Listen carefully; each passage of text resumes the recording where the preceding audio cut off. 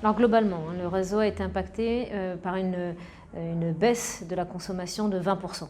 On attribue 50% de ces 20% à la météo clémente et puis les 10% à la baisse de consommation sur l'intégralité de la France.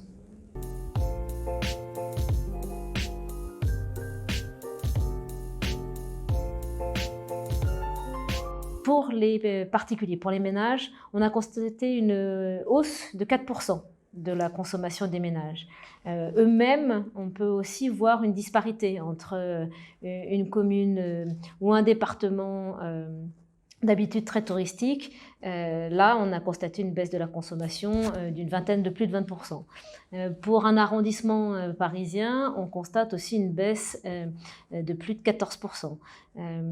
Et puis, on s'est rendu compte que la façon de consommer dans les journées de semaine a évolué et on consommait pendant le confinement plus comme un dimanche, en se levant un peu plus tard ou en consommant un peu plus tard, un peu plus doucement que dans une semaine classique avant confinement.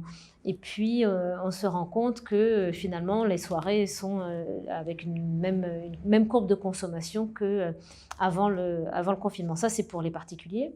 Et puis, pour les entreprises et les petits professionnels, là, on a constaté une très forte baisse de la consommation, d'à peu près 27%, radicalement à partir du confinement annoncé par le gouvernement. Donc, une baisse très forte de leur consommation d'électricité. Puis, on a vu aussi qu'après le confinement, une fois le déconfinement annoncé, la consommation des entreprises et des petits professionnels est repartie à la hausse. Ce qu'on a constaté aussi sur le profil de consommation de nos clients, on a remarqué aussi que par région, ça pouvait aussi varier.